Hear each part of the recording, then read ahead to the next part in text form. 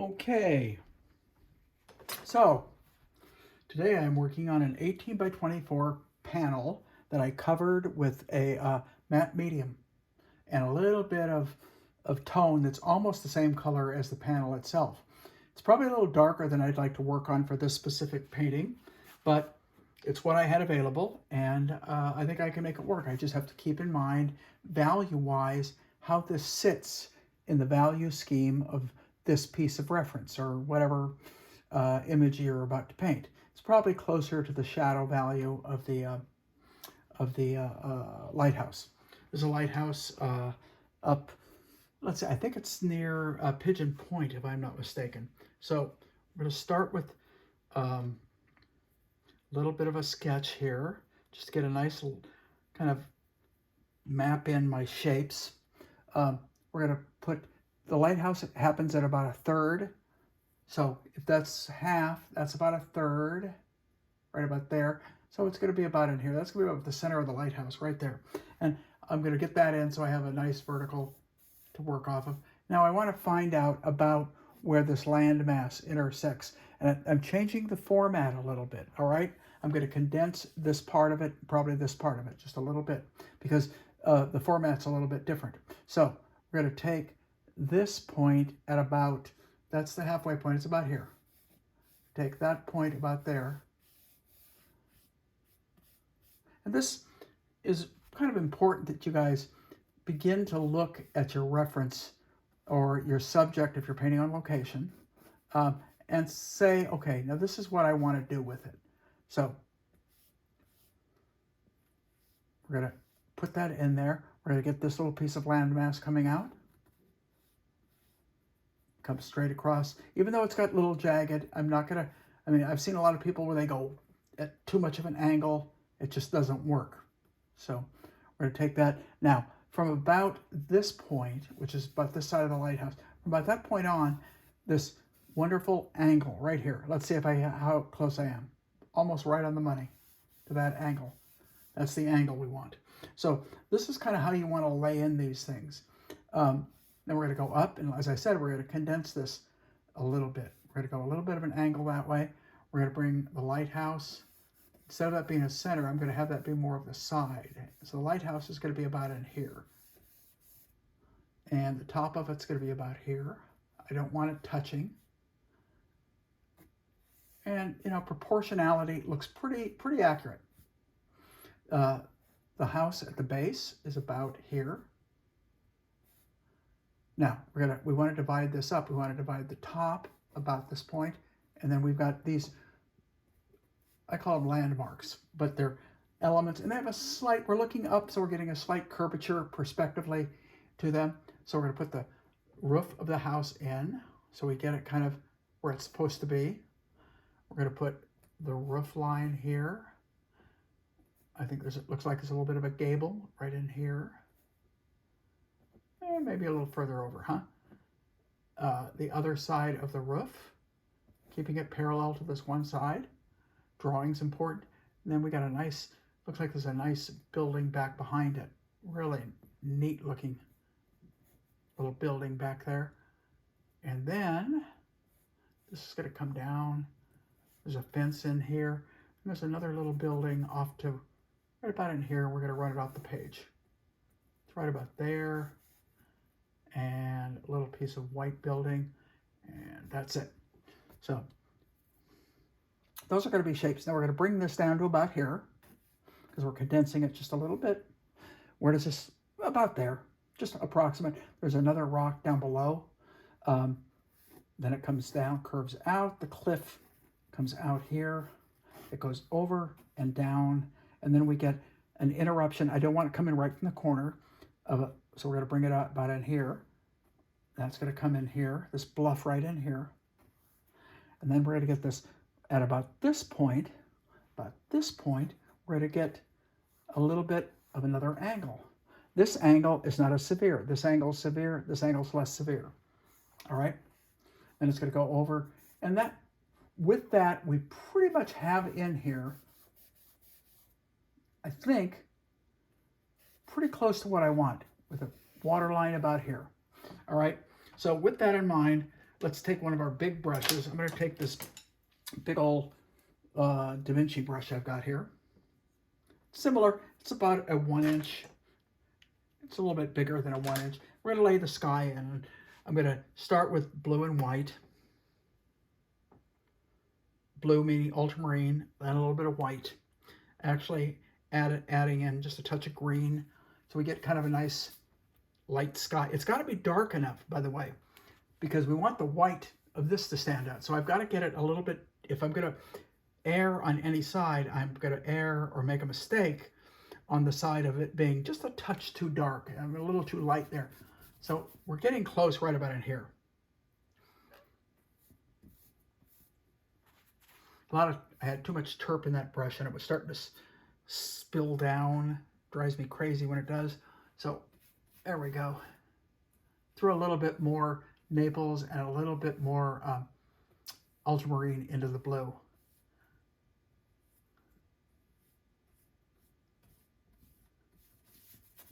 This is pretty much the same as working with one of those gesso brushes that I usually start with. I just discovered I had this. I've got so darn many brushes, and I use them from different reasons. Sometimes I just forget what I have available and jump in and there we go. Kind of a nice blue up at the top. I want to cover coverage. I want to cover it as quickly as I can. And one thing I've noticed in working with students sometimes is they want to thin it out too much with too much turp.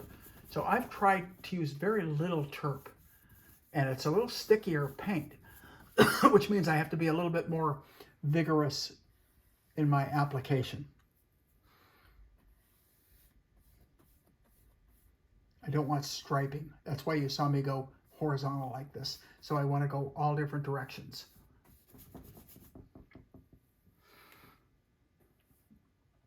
It looks like it's a little darker. Sometimes it gets a little hazier at the horizon. So what I'm doing is I'm adding a little blue and a little yellow ochre down around the horizon, right about in here. And I will do the same right about here and back about here. Now, one thing you want to do when you do this, with you're working on location, whether you're working in your studio, well, working in your studio isn't as important unless you're working on a deadline. In other words, if you're working in a time frame like I'm working on, if you're on location, generally you're working on a time frame. So that's why I bring up the location very often. If you're working on location, you basically want to get it in as quick as you can so you have time to go back and make it look good or make it look complete. Let's put it that way. So we're going to, as it moves up, it's going to lighten just a little bit. Go back to that lighter color. And we'll just kind of work them together, work the two tones that I have there together. So we got it, and kind of work them together just with a lighter touch, a little bit of a lighter touch, and you can make kind of a blend. And you really don't want to worry too much about a perfect kind of an airbrush type of a blend. You want the blend to be, you know, feel like paint. Let it feel like a gradation. Don't worry about it looking like a blend where you don't even see the character of paint. In this case, I want the character of paint. So I'm going to start with that as a sky. I think I'm pretty good. All right. Now, what happens? The water gets a little bit darker. So as long as I've got that color mixed up, I'm just going to add blue to it. And I'll start with a little ultramarine, maybe a little green, sap green mixed into the ultramarine. And I'm kind of playing back and forth until I think I come up with the color. Way too light, more ultramarine. Maybe I'll throw a little ochre into the ultramarine this time. Let's see what happens. Much better. Now it's a little more violet. I have it a little bit more on the green side. Doesn't really matter. It's up to you. The value is much more important than hitting that color exactly. So I'm really looking more at the value of that than I am trying to come up with exactly the perfect color, because I may augment it anyway. You know, that goes back to that line I use Paint like you know what you're doing. Assume you're wrong. It's exactly what I'm doing. I'm painting with as much confidence as I can, at the same time realizing that I might be off. So where else do I see that kind of color? I see it down about in here, kind of a violet-y, a little bit more violet color than the green. The green happens kind of in this area. And as long as I've got the color mixed up, why not use it? And I'm constantly putting a little bit of medium back into that paint. The reason I'm putting the medium back into it is I don't want to, I really don't want to use too much terp if I can help it. The terp just makes it a little bit harder to paint into. So, but if I need to, I'll use the terp. Okay, so we're there. We get a little bit right about here, a little bit down, right about in here. Okay, and back about here. Then we get that little kind of nice green plane. I'm going to take that same color and move it up so we get what I call continuity. Now, I'm going to go back with a kind of greener tone. We're going to come back in here, just slightly greener. Basically, it's ultramarine. It's a little bit of, oops, I picked up a little orange and I didn't mean to. A little bit of ochre, maybe a little bit of green mixed into it. So it's a blue-green. Close to that. The value, very close. The value is not very different. That's, as I said, keep the value in mind. Like that's too light. So I just added more green and more blue to that same color. Let's test this. Not quite there. Usually out of 2 tests, I can get it.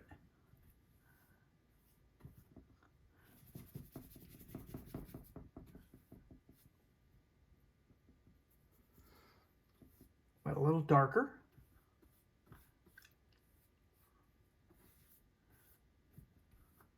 This brush is almost a little too neat. I'm coming up with strokes that are more neat than I'm used to, because I'm used to using the little gesso brush. Okay. That's kind of neat. Let's move it on down. Go back. I actually have a little bit of Prussian on my palette, and I'm just grabbing a little bit of it now, which is a blue-green and a more vibrant blue-green. And right down in here, I can see some little bit prettier color. So the water is not a color. The water is a variety of colors, and that is true with all water. Whether you're painting a rushing stream in the mountains, whether you're painting the ocean, it's a variety. It's not a color. So keep that in mind. So don't be afraid to mix a color and then remix a new color. Be a little off, because that'll actually add something to the character of what you're painting. So we're going to go down a little bit greener, right down at the very bottom, right down about in here. Okay, and then we get that kind of violet. And the violet, by violet, I just mean there's a little more ultramarine in it. And if I need to, I will throw a little alizarin into the ultramarine to characterize that violet a little bit more. But overall, that's a pretty good mixture of ocean colors. At least I feel it's good enough to start with. Do I feel it's right on the money? Absolutely not. I know I can make these work a little bit better, and I'm doing so right now. I'm adding a little bit more alizarin to my ultramarine, coming in with a little bit more of a violet. I kind of like that. A little bit back in here, a little bit right up in here. Okay, so I don't want to dwell on it. I'm going to lay off that brush for a little bit and go back to my gesso brushes, okay? So next thing we're going to do is we're going to begin to lay this in. This is our star, right? As you may or may not know, because I've painted a lot over the weeks, I usually hold off the center of attention, the focal point, till the very end. Now that violates the way that a lot of other artists work, but that's the way I work. So next thing I want to do is I want to come in with this dark. I'm going to look at these darks. Dark, dark, dark, dark. Lightest dark, next, a little bit darker, a little bit darker, darkest. Okay, and darkest up in here. So I'm going to start right now. I don't always do this. I'm going to start with the darkest. I'm going to take the ultramarine blue and my asphaltum. And I'm going to keep it a little bit more on the warm side. Maybe even throw a little bit of alizarin into it. There we go. And we're going to put this in right here. kind of thin. A little bit of medium. I had a little too much terp into it. I didn't like that. Now, you can add alizarin into it. You can add burnt sienna, anything you want. Just, I'm trying to warm it up a little bit. We're just going to give kind of an approximation of these dark tones that I begin to see.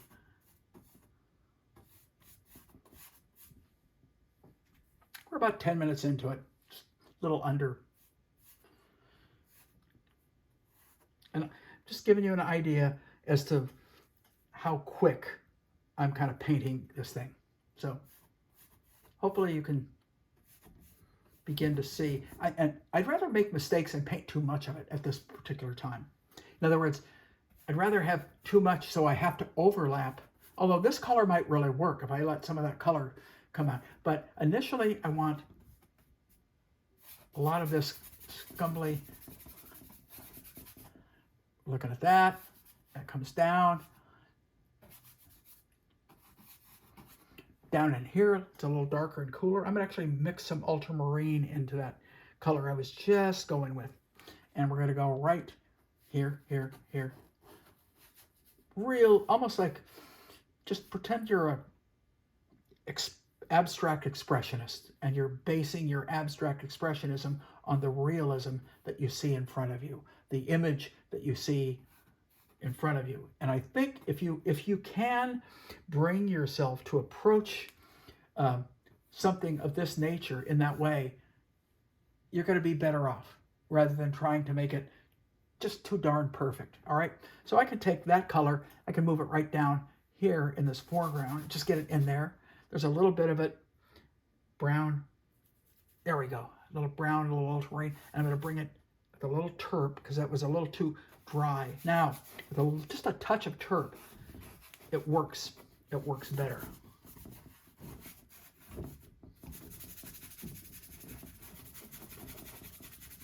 Rubbing a little hard here, and the paint's a little dry. I don't really mind it because some of that texture might actually end up working really well for me. Okay.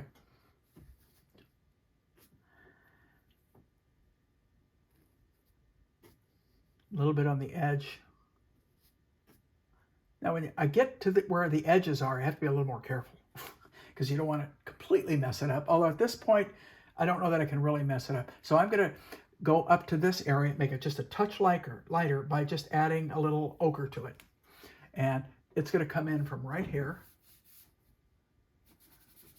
down in there. And it's got a little bit more green and ochre, but it's not real green. I mean, I know a lot of people would look at it and say it's green because you see the green up above, but I'm not painting that part of it yet. I'm painting this part, the darker part, right down in here. And the same thing I see, which has a little bit more warmth, so I'm adding a little bit of the cat orange hue to it, and it's right down in here, and it stands. The reason I want to hit it carefully a little bit right there is it's against the ocean. Same with down in here. But I don't want that hard edge, so I'm not going to paint real sharp. I'm going to paint kind of this way, and keep that edge loose. It always bugs me when I see someone try and be too neat and paint that edge so sharp, because you're painting foliage. Foliage just does not have sharp edges. That's all there is to it. I mean, I hate to make it that simple, but it is that simple. So if you can use a brush like this, it's hard to make super crisp edges with it, which is I don't want to. As it moves up, I can see slight warms happen. So if I can do that now, I'll do it. So I see a little bit more orange, or I can use a burnt sienna as it comes down into an area like right down in here.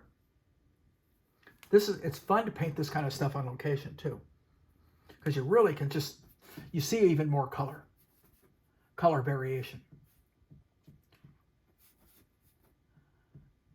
It's better to overstate a little bit of variation than it is to be too safe at this point. Although you can, I mean, it depends on what you're doing. I'm trying to paint a relatively accurate scene. So I'm not trying to really use a lot of interpretive color. Okay, So now we're going to start to move back here. So we're going to take a little bit of white to that same color I was just using. A little bit of the white color is very stiff. So I added just a little bit of turp. That's a little too light. So what I'm going to do, I'm going to add some more asphaltum to it because that's a warm color, but it's not too warm.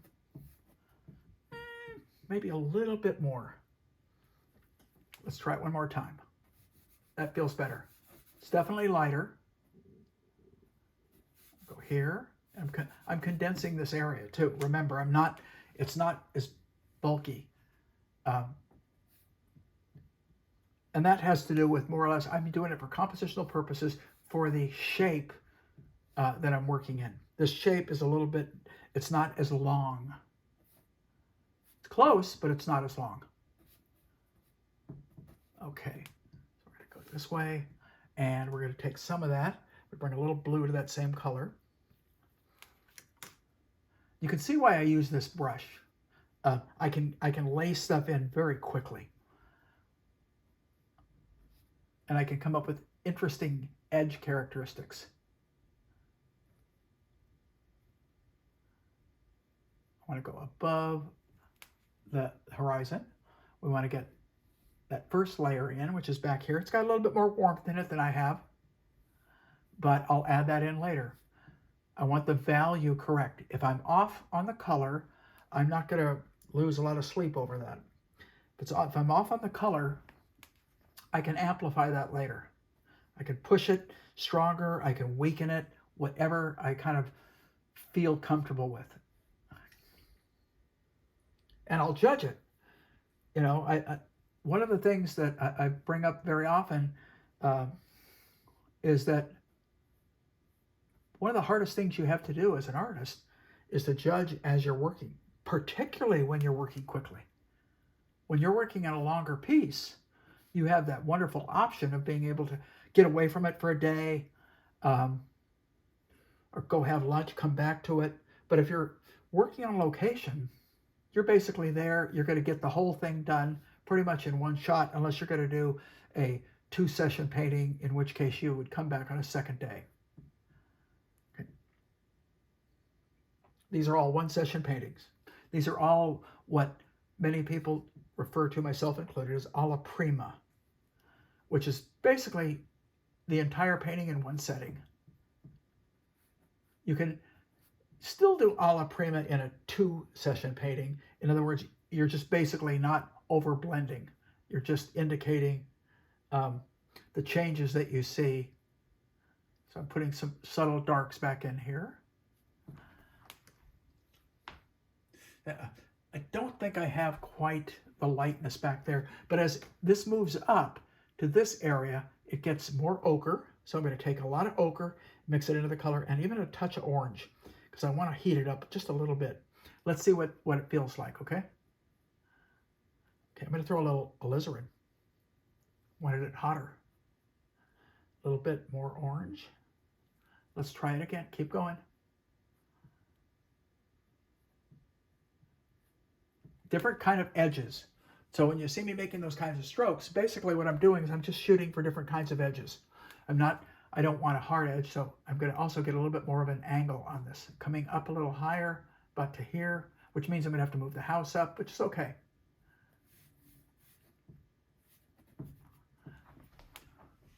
So you can start to see it's mapping, as I like to say, it's mapping out. The basic darks are establishing the drawing, which is what I was hoping. Down. Fence is going to be right up somewhere in there. Okay. And back behind that, even a little lighter. Just add a little more white to that same color. And we're going to put that little, too much white. Right about here. Okay. I'm asking if it's okay, expecting an answer. And since this is on tape,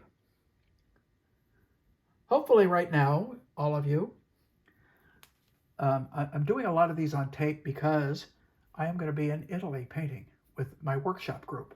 And so I knew that with the hour difference that we're not going to be able to do live. So I decided I didn't want to forego and not do these, but I don't even have a week down that this is going to be. I just know I'm doing a series of paintings where I'm filming them. And actually, Anna's not even here. I'm doing this. Trust me, I'm not good at it, but I'm doing it all on my own.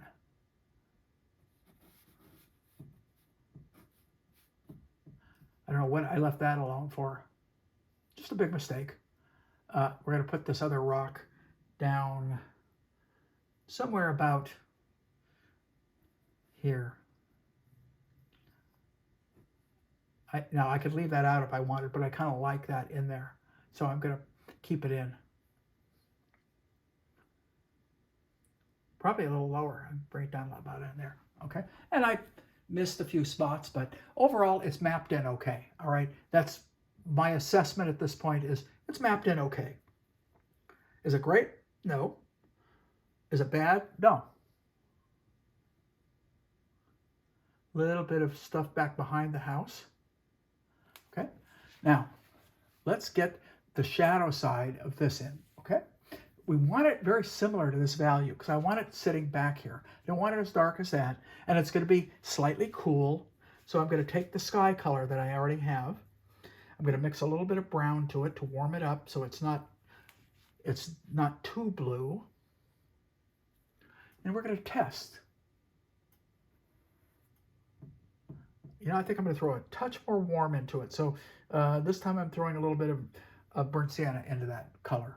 And we're going to try this and just say that we're just going to pretend like this is correct, okay? Now,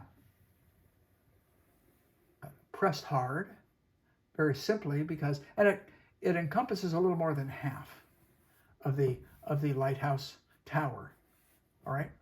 And then up above, it goes in a little bit, and it goes in a little bit more here. This looks like it's got almost more than half. Same with this, okay? So we're going to clean up that edge there. Now, I'm going to leave that alone for a little bit. All right, I'm going to go in. First thing I want to do is make sure I get it going down behind the house.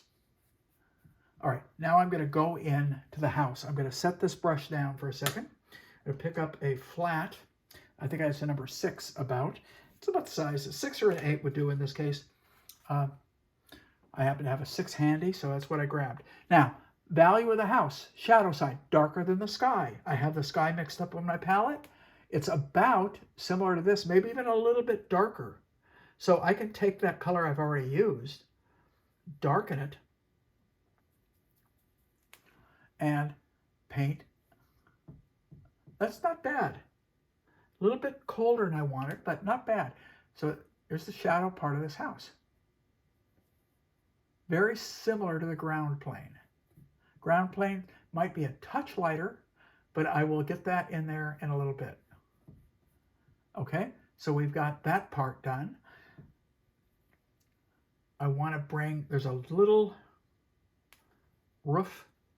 I don't know if I want to put it in quite yet, but I'm going to at least indicate it as a placeholder right about here for this little building back there. Now I'm going to deepen that color because the roof line is deeper, is darker. So I took the color that I was just using and I darkened it. And that's what we're putting in right there. That looks okay. Angle's a little off, but it's not bad. The same thing is happening down below this. It's getting darker. So I'm going to darken that area right there. And I'm going to take the blue and the asphaltum direct. And we're going to put in this little doorway. Boom. Okay, we got it. A little, probably too thick. And there's a window over in here. Just using a little corner of the brush. Again, bring that down. Bring it under the awning. Okay. And the shadow side of this building back here. We're going to put that in. And then we're going to do the shadow of the building behind it, which is lighter. And I'm not even sure you can tell on screen that this building back here is lighter, but I just added white to that color. Now, it's too close to the sky color value, so I've got to darken it a little bit. And we will bring it down. here. Goes up behind the house. So I've got to paint a little bit of that sky in. So if you look at it shaping up, let's paint the top of the roof. And I see two values there. I see a little darker value and then a lighter value because the light is coming from here. So the darker value is going to be asphaltum and white. And it's got to have a warmth to it, and that's why the asphaltum. Asphaltum and white, and we'll test it here. Too light. So we darken it by throwing more asphaltum into it.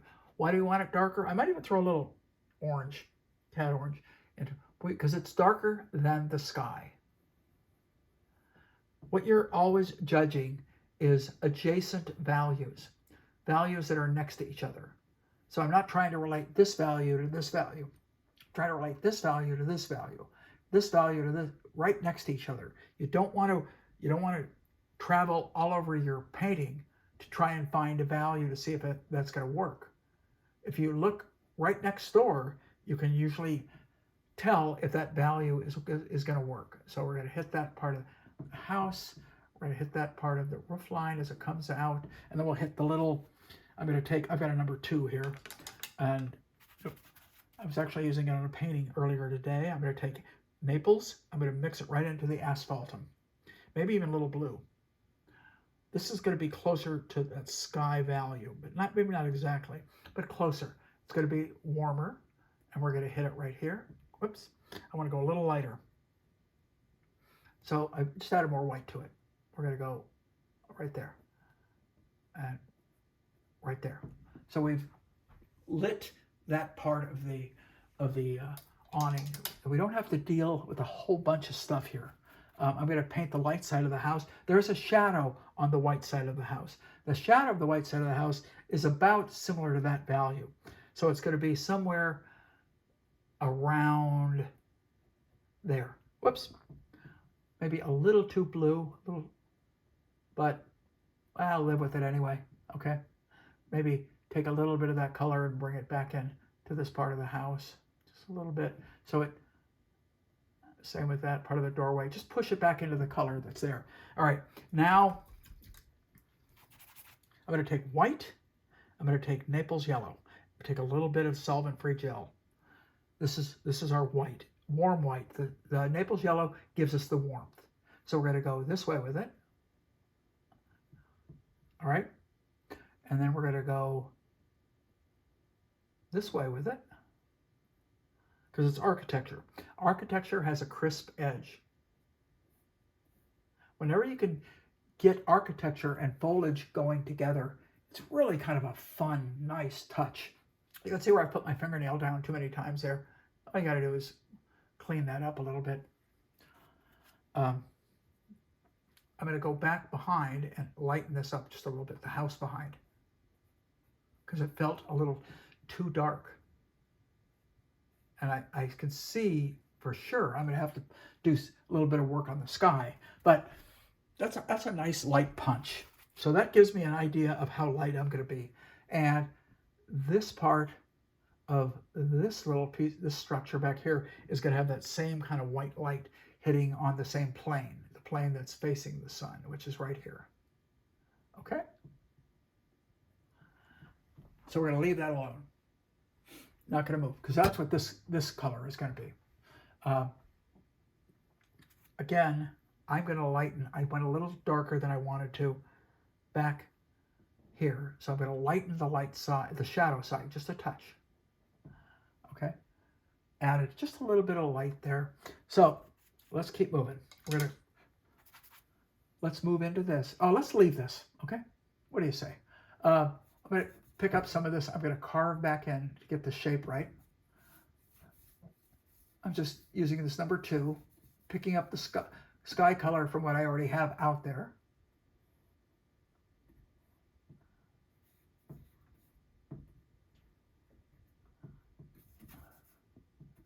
Okay, let's leave it alone. Well, I've got the sky color kind of mixed up. Let's clean that edge. Nice sharp edge. Fix the color. All right, let's start to go inside here, then we'll come back to this. I'm about 25 minutes into it, so I'm in pretty good shape. I'm never as far as I want to be. I think that goes with the territory. You always wish you were just a little bit ahead. But it's not. I'm not way behind. And in some of the past paintings I've done, I've really felt like whoa, am I behind? And I've really got to do something to catch up. This case, kind of on target, kind of. Am I really right where I want to be? Well, in a way, yes, but in another way, I can see adjustments that need to be made. Again, this side needs to be a little lighter. Oh, I'm pressing. The reason I have this is upright. Normally I'd have it set back a little bit. But the reason that I have it as upright as I do is to keep from getting reflections. I don't want to get a lot of reflections. So now I'm going to start coming in with some of the lighter areas. And we're going to start here and work our way up so we're going to start up, and I see kind of a nice warm, so I'm going to use burnt sienna and ochre. And we're going to start in with a little bit of color variation in here. Subtle warms, it's just very subtle. A little bit, I'm going to take a little alizarin to that color. Just a touch of alizarin pops that color and just brightens it sometimes too fast. So you have to be kind of careful. And then we want to get this plateau up here. All right, now we're going to go a little lighter. So what I'm going to do is I'm going to take the Naples, bring it into it, and bring a little bit of a neutral back in. And we're going to paint some of these areas back in here, kind of just let it touch. So we just kind of, this is a nice little rosemary, which you can see I use a lot because it's got paint all over it. I found a good way to clean these handles. You take steel wool. And every now and then, I'll take an afternoon and just go through a bunch of the brushes that I use a lot and take steel wool to it. And you can really get rid of most of the dry paint and the kind of the crummy characteristics.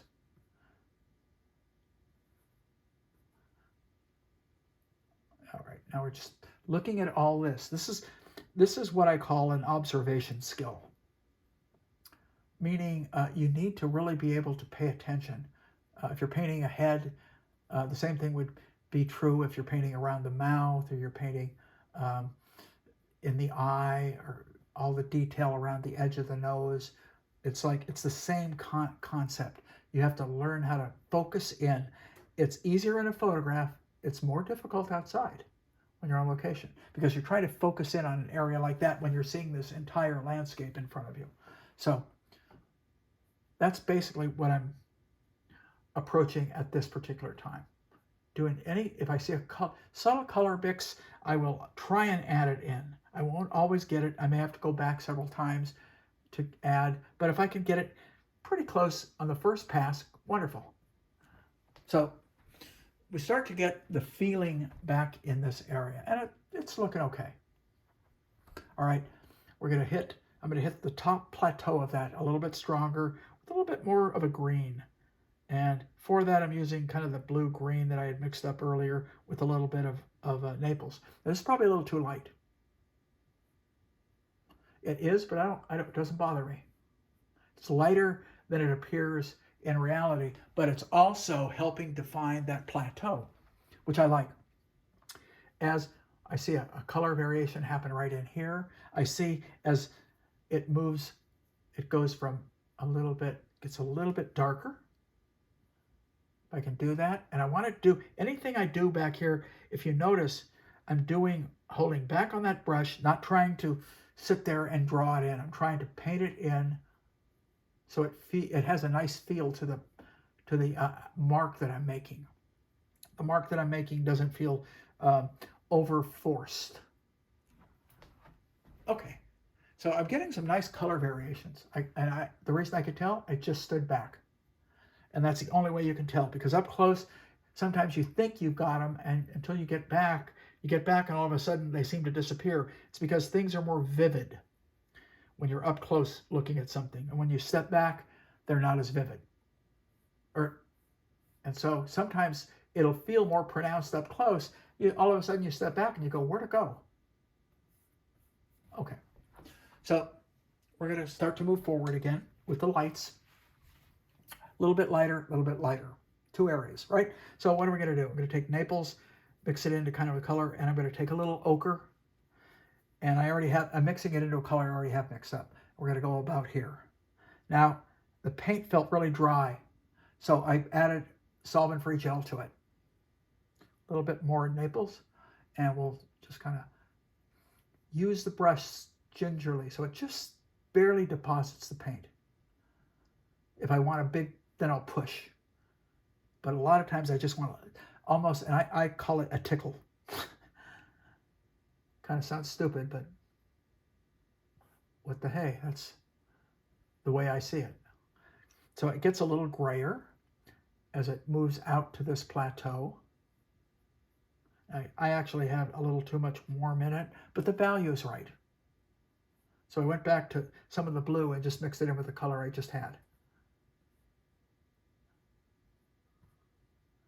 I can see little pieces out in here all of a sudden that I didn't see before.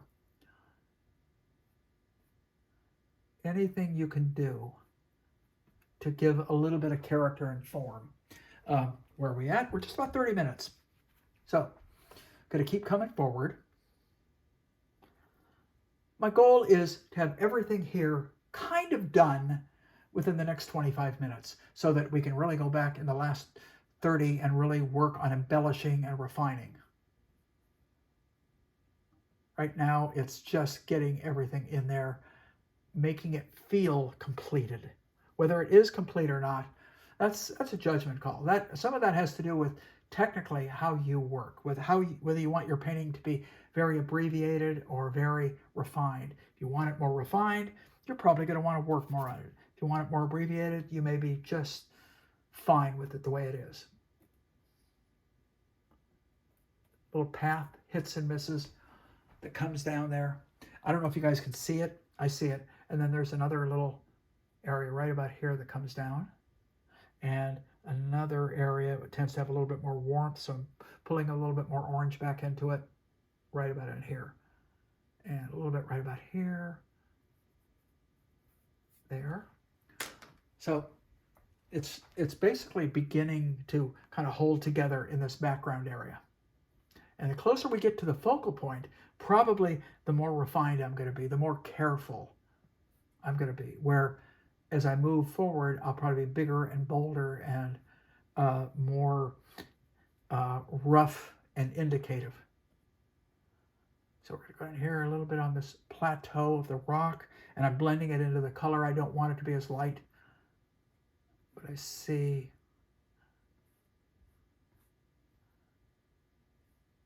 a plateau to that rock there, and to this one back here, too dark, way too light. So when I have a nice dark color there, if I just push that paint 2 or 3 times, it goes right back into the color that's there. A little bit more pronounced than I wanted, but it's not terrible. All right, I see a little bit of a warm starting to come in over in this area, so I'm adding some orange back into some of these grayer colors I already have mixed. There we go. That's pretty good. Maybe a little alizarin along with it. Whoa, that's way too strong, but let's try it. Okay. And we'll hit the top of that plateau a little bit lighter. Not a lot, but a little bit. Okay. Some of the darks. I'm constantly working out of the same pot. I actually wish you guys could see the palette, but it's very difficult to try and show the palette and the painting. We tried it, and it doesn't seem to work very well live. You can always do it on, if you're videoing and editing your video, then it's easy to do it. But when you're doing it live, we found it just doesn't work that well. So anyway, I'm going to move down into this green mass. Again, paint the colors that are adjacent to each other. If you do, chances are you will be more often you will be more correct. So I'm going with Naples, I'm going with ochre, and I'm going with green. And I'm going to go more Naples because it's pretty light. It's a nice green, but it's not an acidy green. It's probably more of a green. I think I'm pretty close. Probably a little too light. So throw a little bit more green, a little bit more ochre. Let's try it one more time. It's probably even still a little light. I'm shocked. Okay. Because there's more than one green. There's this nice kind of warm green up here. There we go. It just got a little bit more orange and ochre into it. Up in here. Up here. Up there. Step back. I feel okay. When I am painting, some people notice when I'm painting, and I make a point of talking about it when I'm painting, doing demos on location, of how often I step back. I just don't have the confidence in my judgment calls when I'm sitting on top of it.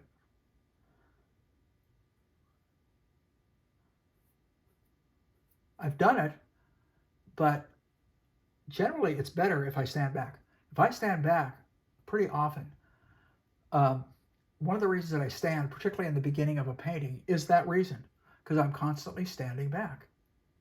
And at the very end, I might take a seat because I have everything working, and now it's a matter of doing those great little refinement strokes that you always want to put into every painting.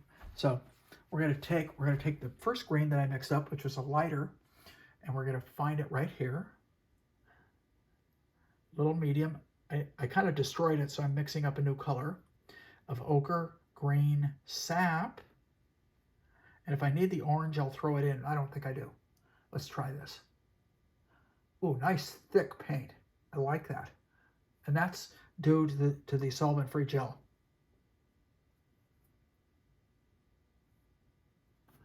It allows me to lay a stroke down, and it maintains the character of the stroke, and it doesn't diffuse into the rest of the paint.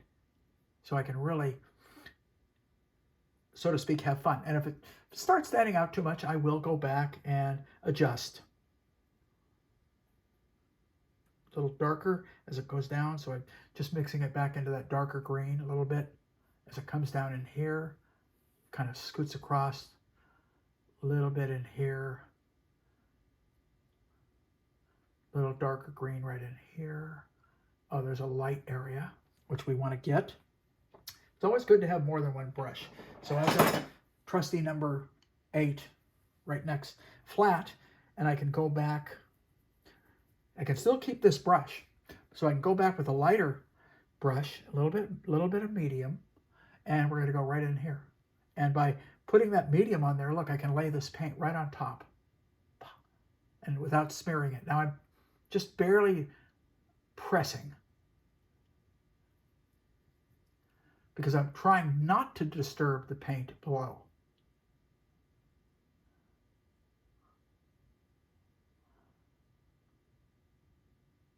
Okay. It feels pretty good. I just step back again. I have to let you know that because when I say it feels pretty good, there's a reason for it. That judgment is coming from as I step back. It's not coming from me just standing here right where I'm painting and going, yeah, it looks good, because it might not. Okay, so let's keep moving. This is very light, but I have my green brush and my other brush. So I don't see a lot more greens in here. I see a lot of green variations, some warms mixed in, so I can kind of fuss back and forth a little bit on the edge. Really interesting. Now on the edge of that bluff, on the very edge, it gets quite light. Like,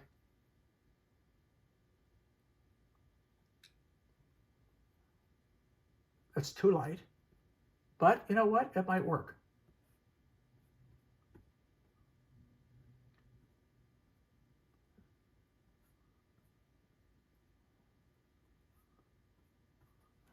Let me step back. Okay, it is too light, but I'm going to leave it alone. I'll mess it up a little bit. if I need to with some darks, just by pushing the paint back over it like that, a little bit. Okay, so let's go with the light color I was using, because it starts to get a little lighter here. You notice that? It starts to get a little lighter. So I'm taking the Naples medium, mixing it into the color I already had mixed up, little ochre, and we're going to start at the top right here. And I'm going to try and move a little quicker now. So if I'm not talking, it's because I'm actually concentrating, which I don't want to make it sound like I'm not concentrating, because I am. But the more refined I get, the more I might shut up. And some of you may welcome that, for all I know.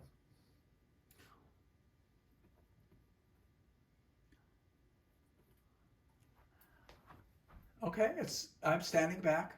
It's holding together. I could see where I could brighten up a little bit right about here. But let's keep that going. So it goes not quite that light. So I just added a little bit of asphaltum, and we're coming down in here. A little bit more asphaltum. Same color, just with a little asphaltum mixed into it. We're going to come out here, here, here.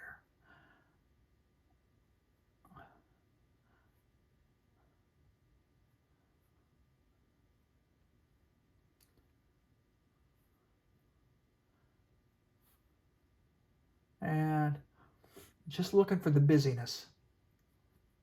Some areas are big, simple areas, and some areas have a lot of stuff going on. And if there's a lot of activity in terms of paint going on, use it.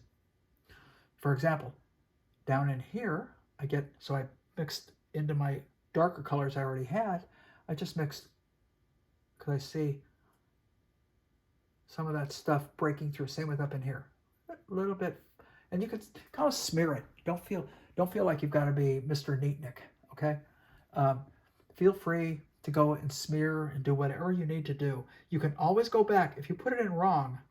You can always go back, fix it. You know, remember the line? It's only wrong if you leave it. You're gonna be wrong. Allow yourself to be, and then go back and take care of it. Now, you're not going to probably, in a quick painting, you're not going to have a chance to take care of every little thing. So part of what you're doing is you're editing. You're making decisions as to, well, I'm going to keep this, even though it's a little off, it works, and I'll put my time into another area.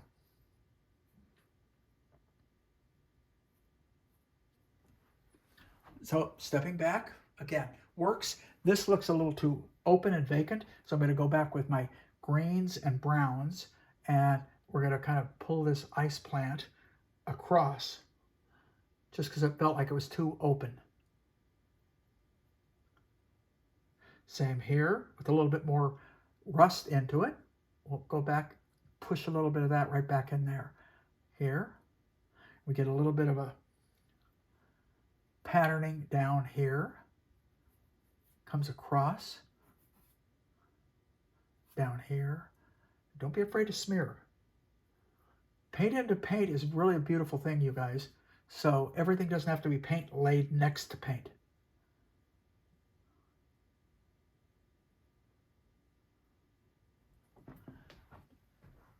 Okay, let's keep going. I'm going to go back. I'm going to loosen the paint up because it was feeling kind of stiff on this brush, but we're going to kind of come up into this region up in here. Too much. Gotta watch it. This might not be the best brush to use. Is this number, not the 8, but the fact that it's flat. Although the thing I like about it is I can get thin lines and thick lines out of a brush such as this. Now I want to push this back into this paint a little bit because I want it to darken a little bit as we move back up in here. I don't want it to be quite as bright. And as we get up to the top there, this edge is, so we just go back, reestablish that. Reestablish with blue and brown, just kind of push it back. Oh, I like that paint mushing into paint. Get some great effects. Just letting paint kind of gush itself into the adjacent color. So we're going to come down here. I see that I can use another strong dark right here. We get darks, little busyness, so it's not too neat. And then we're going to come, this gets a lot of red, really interesting. But I threw some orange into the color I was using. I think you can see the orange that I was added, and it's right about here, here. It comes all the way up here, and then it grays down. So I took the brush, just smeared it back into some of my browns. Still, I'm going to take a little blue to it, and we're going to kind of come in here a little bit, kind of tickle some tones in there. And I want this a little bit more right about in here, a little bit of a warm right about here, a little warmer down in here. I'm going to throw a little alizarin into it. I probably went too warm, but if I have to exaggerate a little, I'm going to do it right now. A little bit down, striation, go back. I got to keep my eye on the time. Okay, in about the next 10 to 15 minutes, everything's got to be laid in here. That's the way I see it. And what that tells me is if I need to pick up the pace and get this going a little bit, then I will. I'll be a little bit more, I won't be as careful. And I'll tell you what, having done that many times, sometimes I like it better when I'm not too careful. I find it very often works better, because particularly as you come close like this up front, if I'm a little bit more abrupt, it can actually add a lot of character to the painting. So we're kind of taking some of these darks and we're just adding more darks where I didn't put enough in. Remember I said always put too, if you're going to make a mistake, put too much in and rather than not enough, because then you have to go back and you got to fix it. So I'm going to go back to instead of that flat, I'm going to use this filbert. And we're going to start in here. I'm going to put a little bit of tonality because it was looking a little vacant. I can see some texture in there. So I'm going to put a little texture in there and here. Now we're going to go back to the lights. Naples, ochre. I've got already a lot of alizarin already into that. I'm going to pick up a lot of medium. Let's see where we're at. That's okay. If I want it a little cooler here and there, put a little blue into it, come back over it.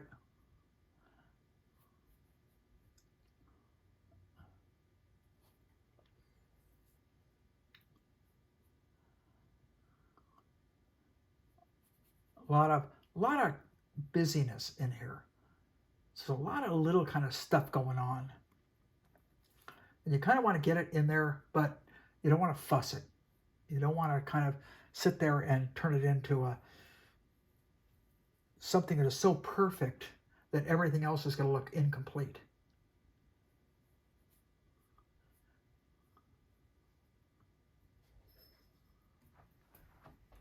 Step back. All right, I'm looking at the two together. They look similar. They're not right exactly, but they look similar. So I'm relatively pleased for the pace that I'm working. Let's put it that way. All right, we got to fill a lot of this in because this is going to be the easy part. So we're going to go cooler right there. That's real kind of a cool cast right about it here. Yeah, that's about right. I mixed that same color with a little white back into the blue.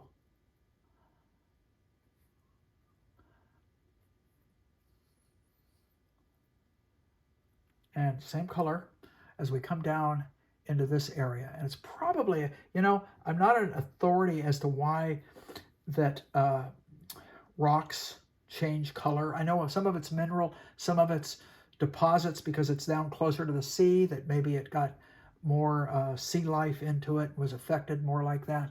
But I just look at it as warm and cool. And if it's cool, then I don't worry about why, although I wouldn't mind knowing. I like to understand a little bit more. But in general, I'm just reading warm to cool. And that goes the old Richard Schmidt line, paint what you see, not what you know. I don't know. So I'm painting literally what I see.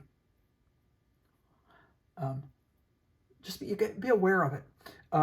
You will, the more often you paint from life, the more you'll be able to judge colors even better when you paint from reference. For me, I learn from life and create more of my finished paintings from reference. And everyone's a little different. But that's kind of the way it's worked for me for years. You know, some of that might be because of my background in illustration, where pretty much we were always working from reference.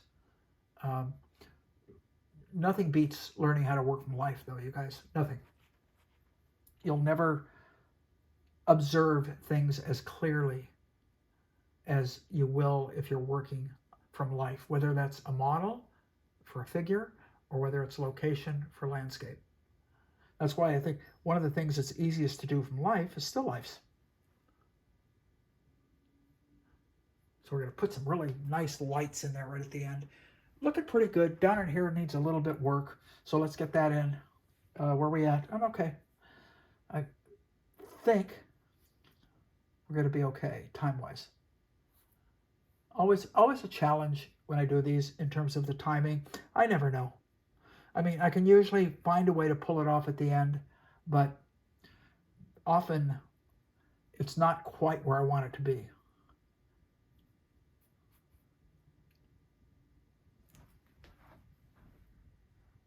Okay, so I'm going to take this big old brush and lay some of those darks back in.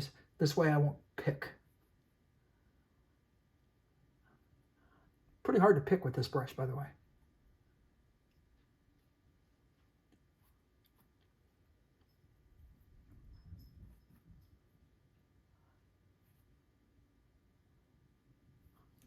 Okay, so let's go to the foreground. Let's go up in here right now. And I'm going to use my big brush for time. So I'm going to clean some of the dark out of it, not all of it. I'm going to go for the warm and then the 2 or 3 different greens. Start with the warm. So I have I'm using cat orange light, but I could easily be using burnt sienna, which I just added. Let's see what happens with that. That's a little too strong. I'm going to add more burnt sienna to it so it darkens a little bit more. A little bit of asphaltum to it, darkens a little bit more. There we go. Start with this.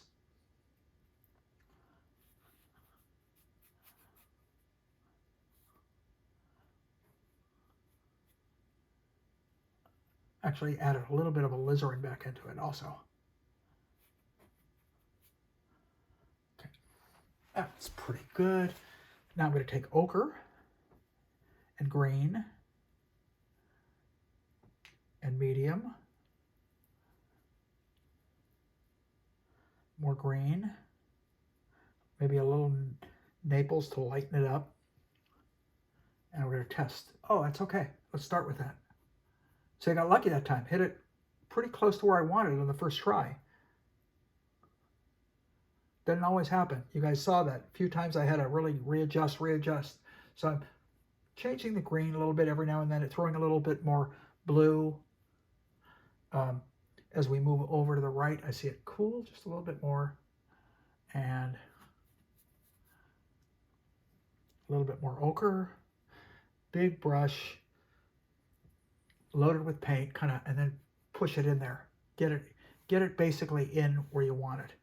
And it's going to overlap into some of this, and there's going to be some really rich darks into it also. So a little bit more green. Now it's not sitting on top, so I added more medium, solvent-free gel. What a difference. What a difference when you start using that.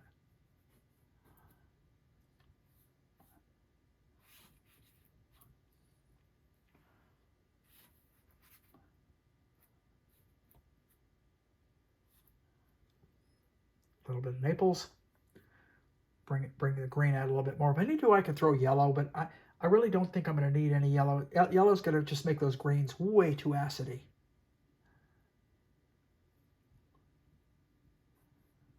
meaning when I refer to something as being acidy, it doesn't fit. It stands out too much. It bites, so to speak. That's working okay, but I also want to take a dark right there. All right, now we're going to a little bit in here. Gets a little brighter up in here, so I'm going to take some Naples and some solvent-free gel because I want it to sit. We're painting on top.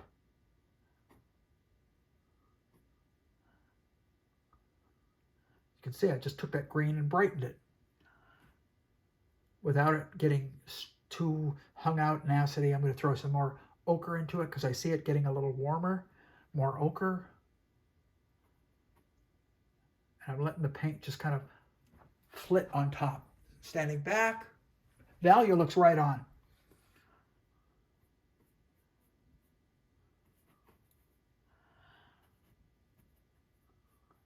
I could also be doing some of this with a knife, and I probably will. So at the end, let me grab this knife. I know I did some things in the past where I used a knife. Yeah, I like it the way it's going down better with a brush.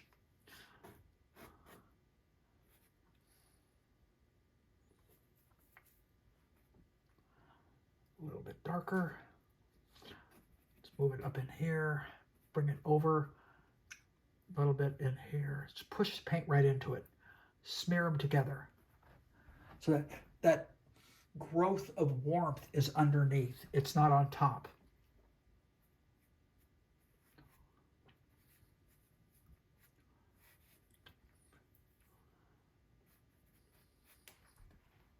And a little bit lighter, so I added more Naples.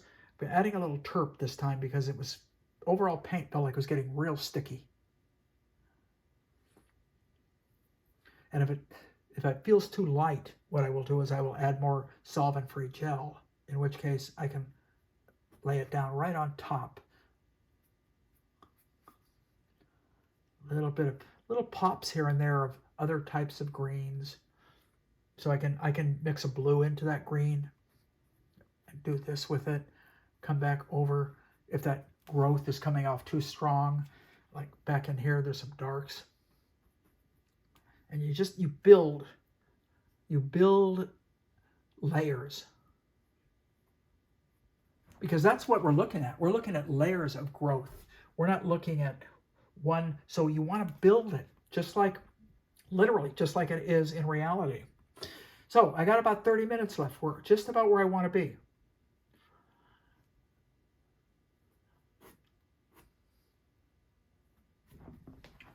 Stepping back, a little bit dark in here, a little bit in here. I'm just using this, I mixed blue, brown, and a little bit of burnt sienna all together. And just kind of pushing those colors around to get it to feel correct. And that's a very important term that I just used. I want it to feel correct. All right, so it has the look of what I see in front of me. When I get up close, everything may not be exactly the way it is in front of me, but for all intents and purposes, it appears that way. Too picky. But there are little pieces of light here and there. And I see a little piece of the land, which is right about here, and it's a path that works its way down kind of between all that foliage, right down kind of in that area, right in there. That starts to work. I'm not crazy about this, but right now I want to go back, work on this, work on the water, and then if I have time, we'll come back to this. So let's go back, and we're going to work on the lighthouse right now. And I'm just looking at time. I mean, I could spend another 2 days on an area like that, just building really rich textures.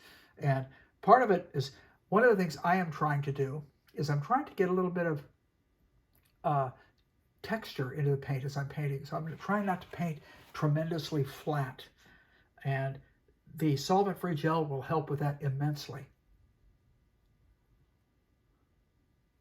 Okay, I just told you I was going to go into let me get rid of my paper towel here. I'm going to clean the brush pretty good. even though maybe not completely clean, but I'm going to get most of the dirty color out of it. And we're going to look for the white. Now I'm going to probably need some of that background sky. So, and for that, I have another brush, and I can just I'll keep this brush clean, so I don't have to worry about anything with this brush. In other words, this is my refine edge brush, because I can use, I'm not fighting dirty colors, which is so nice. There, just chopping in. And there, okay. So let's take this flat. Now, one of the things that I see is the divisions here. We see the top, and it has a subtle curve. It's kind of, I think I shot this with a telephoto lens. So the perspective usually when you shoot with a telephoto lens, your perspective is not outrageously exaggerated. So we want a dark there. We want a dark right about here. And down there. All right, and that has kind of a collar, so to speak, on it down to about here. And basically I'm just using the blue and the brown. Okay, so that helps. And there's a little bit of a, and you guys can see it, a little bit of a cast shadow coming right from there. A little bit of reflected light back into this. Whoops. Don't like the color I just put down. Went too dark. Reflected light. If you think about it, reflected light, what's the word? Light. So you don't want it to be darker. Okay, a little bit of reflected light. But before we do that, let's take a little care and get into the, so I'm going to take white. I'm going to find a clean spot on my palette. White, Naples yellow, which is exactly the two colors I used down here. The Naples yellow makes it warm. So we're going to go right here. Feels like sunlight. Feels pretty good. We're going to put a brush down and go straight down, looking at the outside edge, not the inside edge. Okay? And I'm going to come over one more time, lighter this time, looking at the inside edge.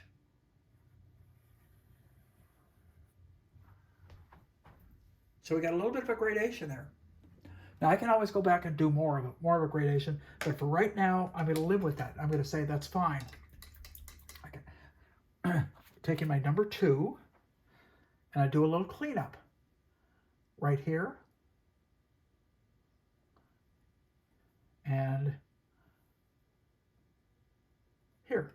And then we're going to take this part, we're going to add the light. It steps in a little bit. We're going to go here.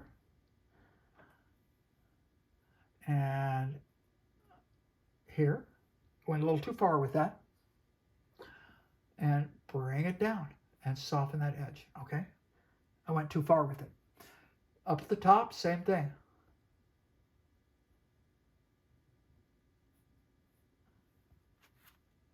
And the roof. Very dark. And I'm going to clean my little finger because I'm going to rest it right in the sky. But we're going to put that part of the roof in. And I went too far with it, but no problem. There. And the little knob at the top. Okay. And now the light side of the roof, which is almost the value of the sky, much warmer. Let's try this. Well, it's not as warm as I think. It's warmer, but I had a real warm mixed up. Let's try this. Nope, I don't like that. More white into it. Let's try it again.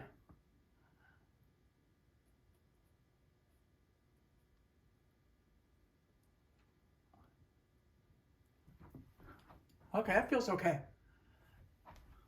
I have to clean some things up, but it feels okay. Now, the shadow side, I have a little too dark. That's my feeling, which is great because I can use reflective light back into it. And I mentioned that before. Now, the reflective light I'm going to put in is kind of neutral. It's not real. Originally, I thought it was blue, but there's a lot of warmth in it. So I'm going to start it up here. It's a little bluer than I wanted. So I'm just taking some of this warm color I was using down here, mixed it right back into that same color. And we'll test it one more time. I think I'm a little darker this time. No, I'm okay.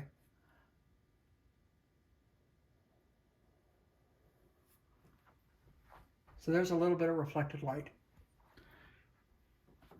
Same up in here. A little bit from there. And a little bit right there. And I see it on the top one, particularly up here, right at the top. I'm going to go a little lighter. These are those adjustments that if you're going to work on a painting for a long period of time, you can do it 1, 2, 3, 4, several times to get what you're after. So I'm going to bring that down at this point, and I can use it to show the roof off.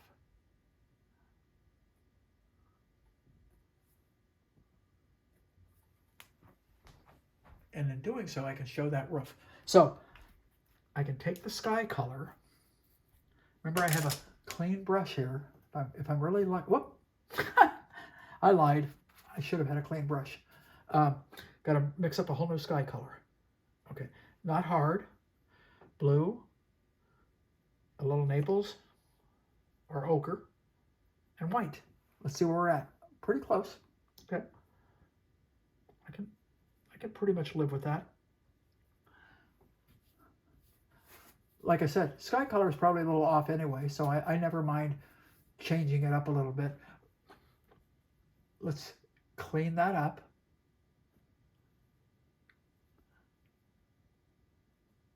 Clean that up. Clean that up. And we're getting that look where it's just feeling correct.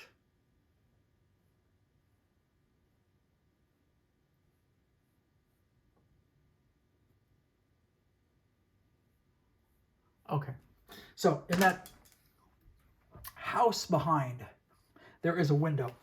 That window is pretty much almost as black as you can mix with the blue and the brown. And it's right there. Now that's too big. There's a little doorway down here. And then there's an edge, so I'm mixing that back into a red color. And it's going to be the roof line. Okay, now that window is a little too large. So what I can do is just mix up approximately that color, which is very kind of a neutral, and it's not quite there. A little bit more blue in it, a little darker. I'll just chisel it down until it feels like it's okay. So we're going to go back in here a little bit with the white fence. The white fence I want almost as white as the lighthouse. So I'm going back to the same color. We're going to move the white fence down, and then we're going to bring it across. Whoops. Got a little too crazy. Okay. And then the ground plane in front of it overlaps it. So we want to kind of come in and do a little bit of overlapping. Like that, a little bit here, and there. And there's a little bit of a fence down below that fence. And that's right about there. And then there's this, as long as I got that color, there's the white part of a house right about here. Okay? Now see, to me, when I look at this, this is too dark right here. The shadow in that house. So I'm going to go back with other colors I have mixed up that are lighter, and we're going to lighten that shadow.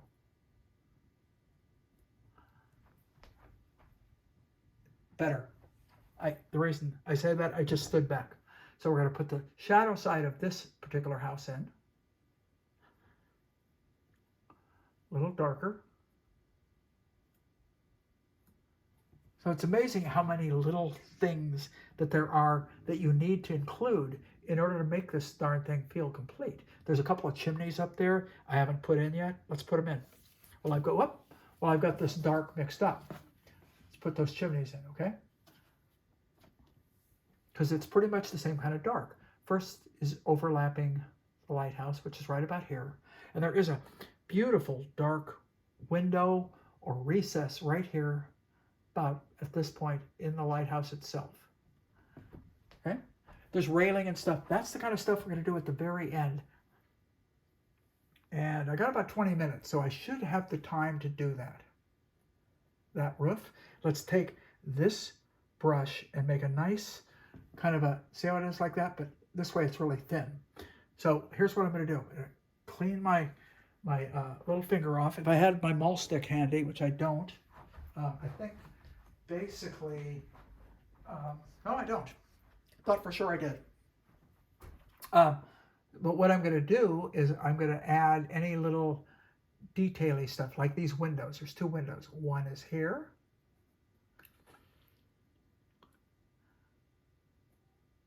Oop, and the other's here. Okay. I like loose, but that's a little more sloppy than it is loose. Okay. So we got the two windows in there. We're going to look, as we look up at this lighthouse, you can see all kinds of little, I can see a little bit of a warm rim right about, a little darker, right about here. I see some lights, kind of the base color, the opening back in here. That's about right. I yelled at myself because I was shocked that I got it right. Okay, so what we're doing is embellishing detail. I want to get a little bit on the other chimney. I only put the one chimney in, and there's a light side of the chimney too. So we want to get that in. But let's get the shadow side in right there. And the top notch, I don't know if that's what you call it, but that's what I'm calling it. And we'll take the sky where I put my finger down a few times. Take the brush that I had been using to kind of keep it clean. Okay, so a couple little tiny things I need to do. Number one, got to hit the awning under the roof. I've got to hit the awning here, and then the part of the roof that shows there. And then we want to hit that roof back there. It's a little lighter. So I'm going to go back to some of the colors, and I'm going to add a little orange to it that I was using in the light of the rocks. Somewhere about, oh, that looks good. Let's call it good, okay?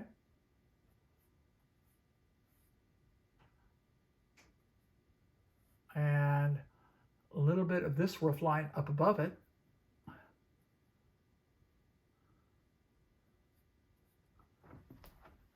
And a little top-notch chimney sits right about here. And we can put a little bit more detail there. I could be using a liner, anything at this point, but I don't want to pick up a new brush. I want to keep the brushes that I have. Now, there's a couple things I mentioned. I am gonna take my liner, or maybe a knife. Maybe I'll take a knife, huh? There's a small knife. There we go. We're gonna put. I'm gonna use a brush and a knife, and I'm gonna clean my finger, and I'm gonna put. There's a nice, beautiful dark right here. Okay, and pick up more of that paint, and that dark is right on the outside. A little bit here. And I think we're okay there. And then I'm going to use a knife. I don't know if I can pull this off with a knife, but I'm going to try. A little bit of a railing. Nope. Let me try it one more time. It wasn't wet enough. Let's try it one more time. Nope. It's not, a little bit too much goo on it. Yeah, that's good. Good enough, let's put it that way. And the same here.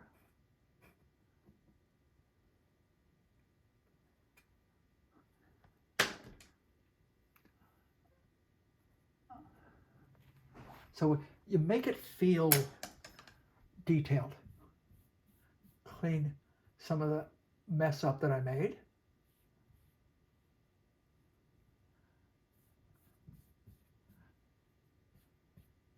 Okay, now there's a little bit of a, what do we got here? Oh, I got 15 entire minutes. So we're going to take some of that blue that I was using in the sky, and I'm going to add a little bit of railing right about here. It's a little fence.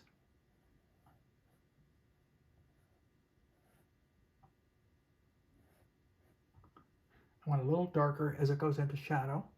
This fence actually connects with this fence.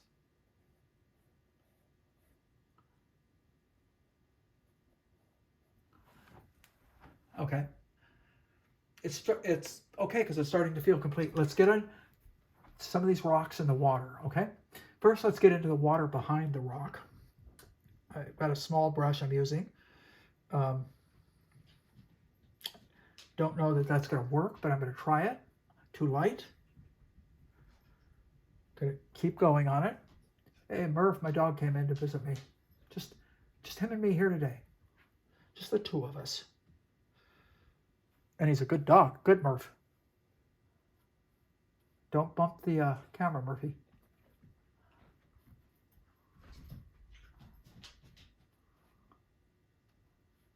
I've had several people say, why don't you paint Murphy? One of these days I just might for one of these. I don't know. I have to see how I feel about it.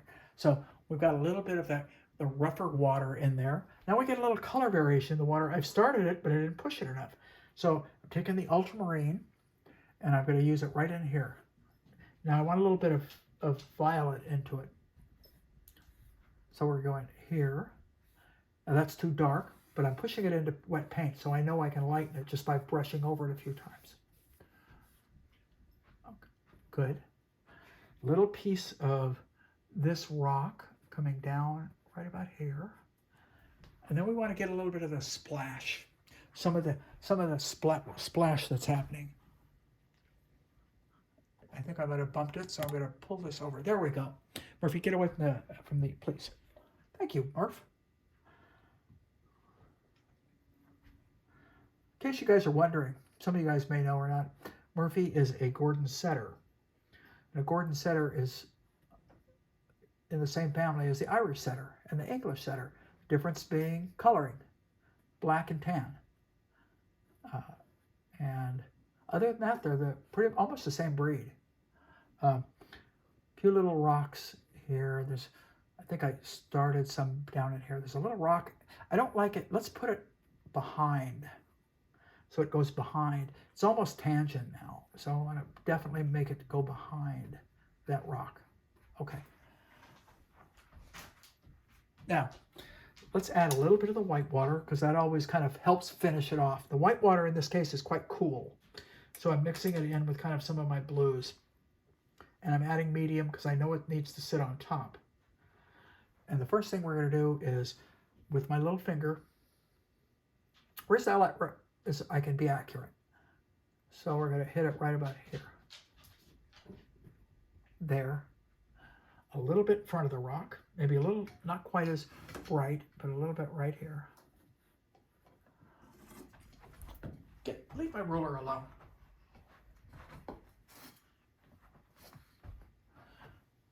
Okay. He's trying to eat one of my rulers.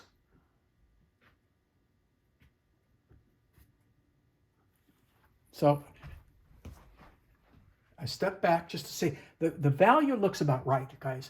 The value is kind of where I want it. So color is not bad. So now we're going to brighten up and hit some of the whites. I think I'm going to use a liner for it. Just because on that little number 2, I was getting it a little thicker than I wanted. So we're going to add a lot of medium, blue mixed with the white, clean my finger off, and let's start with up in here. Now I'm going to go bluer because it's further back.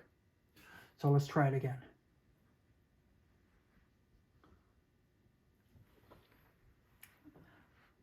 Okay, there, and there's a little wave right in here. A bigger wave right here. Value looks good. the reason I'm saying that, I know I can come in and go lighter now, which is what I want to do. And here, up here, behind the rocks, and that sets the rock in front of the water. It really helps. This is the kind of stuff that helps finish the painting. It takes a painting that looks okay and makes it hopefully look a lot more complete. But I don't go all the way to the bright lights yet. Little splash against this rock. Little splash behind it. And a little bit of white water, kind of not real white. Now, I'm going to go a little whiter. I haven't come forward yet, you notice, okay? We'll do that at the very end. But I'm going whiter now. More to a white with a little medium.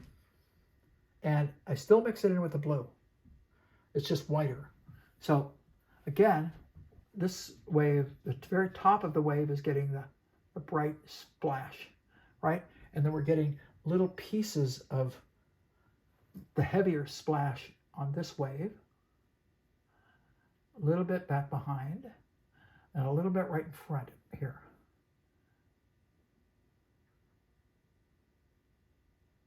Now, darker,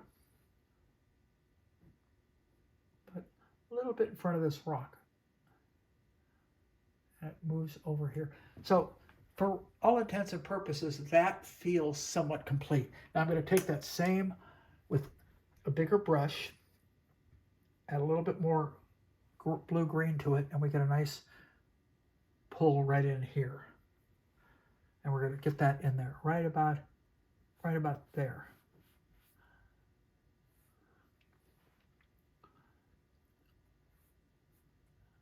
Okay, and a little bit every now and then. Stronger. And I'm standing back for a second. Now I want to get a little brighter. A little bit of a splash. Nope.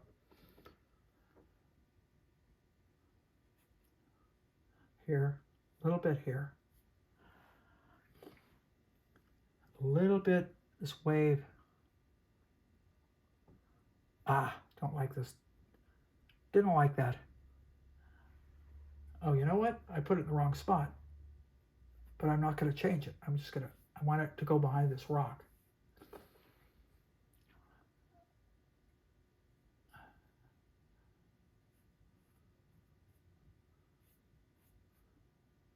So you can move waves, put them wherever you want them, wherever you think they're going to do the best.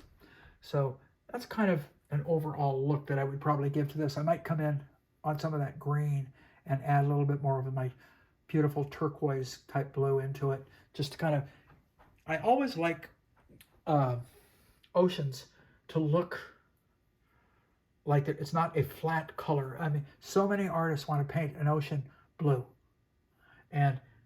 but if you just said blue to somebody, what the heck does blue mean? I mean, there are more color variations, which really creates more interest. And if you ever, next time you're out, take some time to look at running water. You'll see that there's a lot more color in that than you initially may think. Now, I'm going to hit the lights on the chimneys. And for that, I'm using a warm white. So I'm mixing in some of these warm colors into the white, and we'll just come in very delicately with my liner there.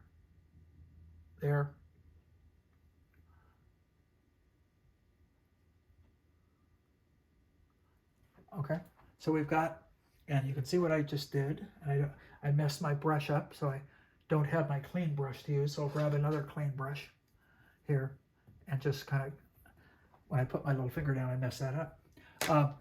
So if I'm going to do anything now, I'm going to spend my time emphasizing some of this. I'm going to do it with a knife, because we got almost five entire minutes. My God, what am I going to do with all that time? So I'm going to take Naples and going to test it first.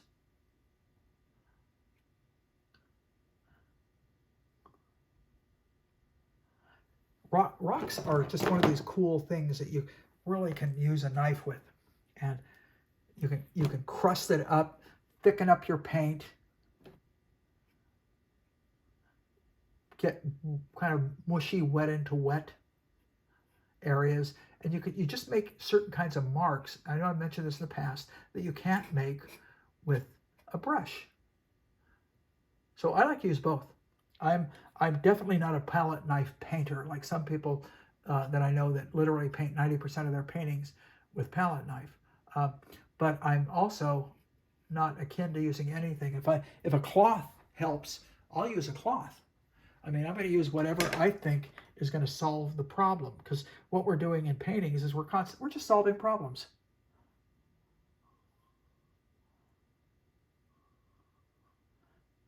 What I'm doing is I'm adding some darks back in as I'm beginning to see them, because I wiped a bunch out. I put them back in. It's kind of like painting tree holes. You put them in, you take them out, you put them in. Eventually you get to the point where it's actually working. But you know, it's not a one-way process. It's like you have to go back and forth, then back and forth to really get to the point where it's working the way you want it to work. It's one of the fun things about painting is that you can keep going until you feel it's where you want it to be. Now, you can't do that always in a plein air. If we're painting outside, you just can't do that. You know, there's a certain amount of integrity that goes with a plein air painting. In other words, when it's done, as far as I'm concerned, it's done. And if I've had to leave things out, it meant at that moment that I didn't feel they were as important as other things. So I may have left them out for that reason. Or I may have left them out because I just didn't see them, in which case probably they weren't that important. So we're approaching completion. I could go further and further. I can really beef this whole foreground area up color-wise and get a little bit more value jump in there. Let's see what I can do with a little knife. I haven't used a knife up front yet. So I might be able to really snap some of this stuff up. Yeah, let's just...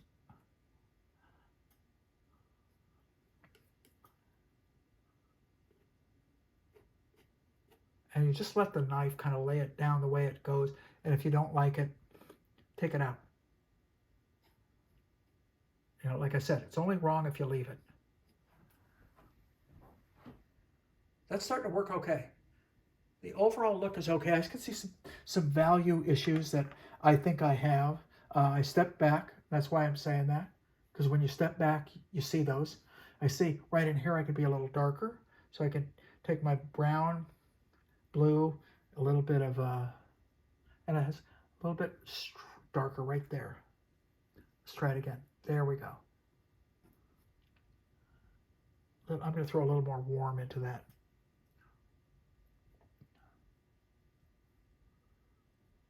And I want to push this wet paint into wet paint if I can.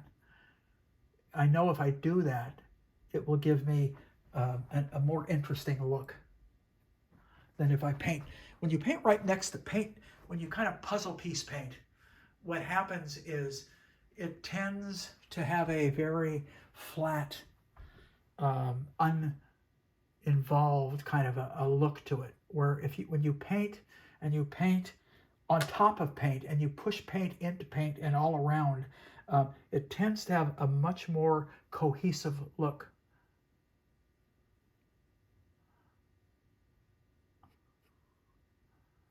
And we'll take a little bit more green. Just about done. I'm going to say 2 more minutes. And what I want to do is I want to pull a little bit more light. Whoa, that's a little bit more than I wanted, but that's, you know, push it a little bit if you have to.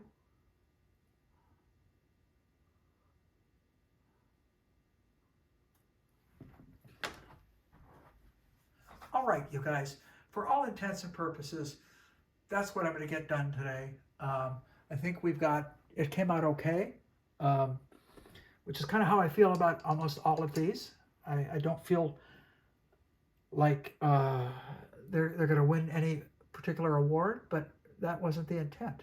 the intent was to kind of do a very quick, kind of an abbreviated, so to speak, painting that I might do if I were on location. And hopefully you guys learn something from it and be able to apply it as you guys, the next time you go out and try and do a piece, whether it's in the studio or whether it's on location. So with that in mind, I will wish everybody happy painting. Hopefully I'm having a wonderful time and creating some interesting images in Italy. All right. Thanks, everyone. Bye-bye.